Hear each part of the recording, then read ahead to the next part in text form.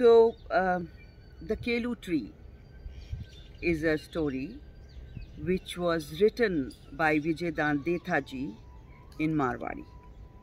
And now it has been translated by Vishesh Kothari ji. It's published by Puffin Classics. The name of the book is Timeless Tales from Marwar. At the hour of the death, the parents impressed upon their 7 sons many a times to keep their only sister well, to take good care of her and not to let her suffer in any way, to find her a good match, give her a good dowry. If she suffered after they went, even after dying, they would not attain moksha. However, the sons' wives were absolutely horrid. If they had their way, the sister would suffer for sure. The brothers reluctantly agreed to their parents' wishes, but the old couple could not trust them much. Their lives left their bodies with great difficulty. And with the death of the parents, the wives lost whatever shame they had left. They would make their Nanad toil all day. They would curse and abuse her. The Nanad would go behind the house and sob to lighten her heart. Every day the wives would mutter and curse that the man who married the girl would surely have rotten karma. So useless she was. However, the Nanad was actually quite deft and very thoughtful. Beautiful too.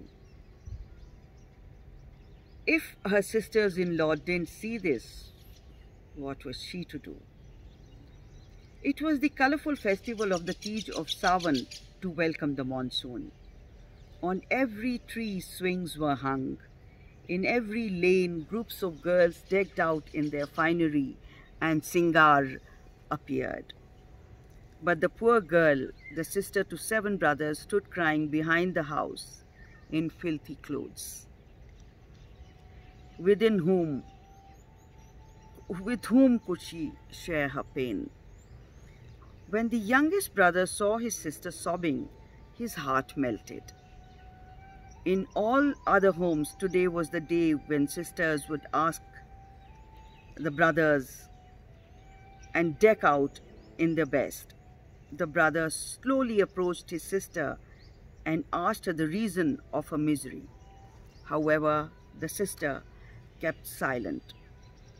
Though the youngest brother was scared of his wife, he still had some respect and love for his sister. With some trouble, he found a prospect for his sister and fixed up the engagement. She was to be married on the 5th day of Sawan. Just 2 days hence, the sister would go away to her husband's home. Ram knows when she would return.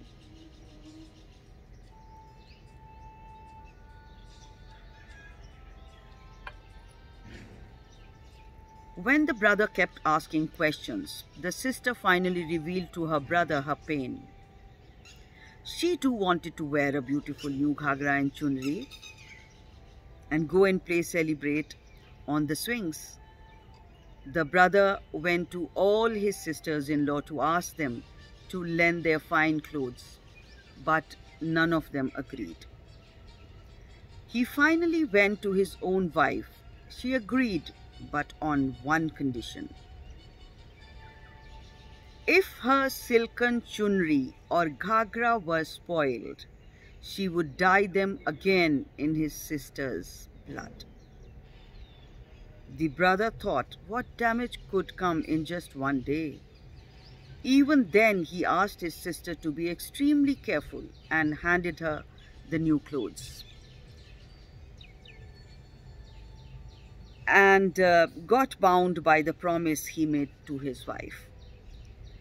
The sister's luck was so bad that as she swung on the swings, it suddenly began to pour so heavily, and despite her being most careful, the silken clothes got drenched.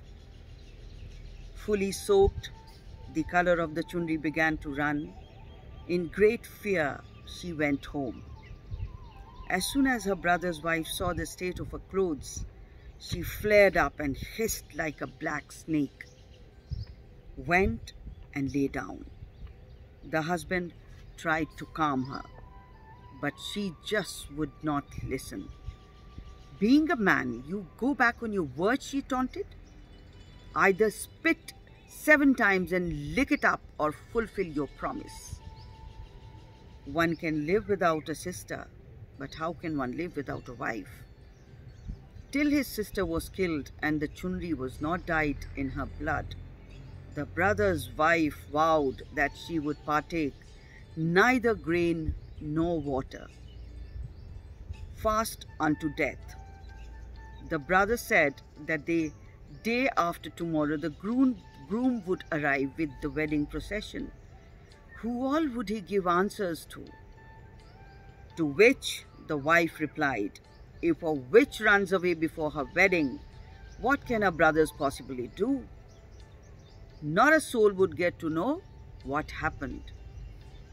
Helpless, the brother had to agree. At midnight, as the girl lay sleeping, the wife broke her fast and gorged on churma to her heart's content. The brother took his sister's body 2 miles away, dug a deep pit and buried it. Gosh, at midnight, as the girl lay sleeping, the two cut her head off.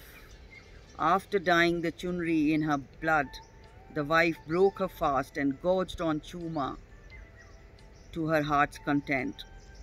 The brother took his sister's body 2 miles away, dug a deep pit and buried it. With an hour of the night left, he came back and quietly went to sleep. Where the sister was buried, there began to grow a tall and slender Kelu tree. It's a very tall deodar tree, which swayed gently in the breeze. As fate would have it, the girl's Jan, meaning the procession of the Barat, the girl's Jan came down that same road. Suddenly, the groom's father saw this tall, slender tree swaying in the breeze. He thought how great it would be to tie the toran at the bride's home. It's a wooden kind of a door or like a jharoka hanging outside the girl's door, and the bridegroom is supposed to touch it with the sword. So it's a wedding ritual. So he thought how great it would be to tie the toran at the bride's home. He asked the barber in the procession to go and cut the tree and get it. But what a matter of surprise it was that when the barber bent down to cut the tree and a voice from the ground was heard. Barberji, oh Barberji, don't cut this Kelu tree. Sinner is the brother, sinner is his wife, dyed the chunri with his sister's life. The barber fled in fright. Panting, he returned and narrated the tale. The groom's father said that surely he must have imagined it. He then ordered the dholi, a drummer who comes with the barat, to cut the tree. The dholi hurried and bent to cut the tree when just as before he heard, "Dholiji, oh Dholiji, don't cut this Kelu tree. Sinner is the brother, sinner his wife, dyed the chunri with the sister's life." The dholi also fled in fright. Then the groom's younger brother gathered courage and came. He too was about to cut the tree when he heard a voice. "Devarji, oh Devarji, don't cut this Kelu tree. Sinner is the brother, sinner his wife, dyed the chunri with his sister's life." And the younger brother also fled in fright. The groom's elder brother mocked all of them and said, "Go and die in a puddle of water. A 5-year-old kid isn't as scared as you all are." Muttering, he also headed to the tree. He was just about to cut the tree when he heard, "Jetji, oh Jetji, don't cut this Kelu tree. Sinner is the brother, sinner his wife, dyed the chunri with the sister's life." The older brother also took to his heels, told his father everything. The father got quite annoyed. He said, "You all are just wasting time. Can't cut a little tree? How will you even sire your children?" He walked towards the tree. He held it with his right hand and was just about to cut it with his axe when he heard a voice from the roots. "Susraji, oh Susraji, don't cut this Kelu tree.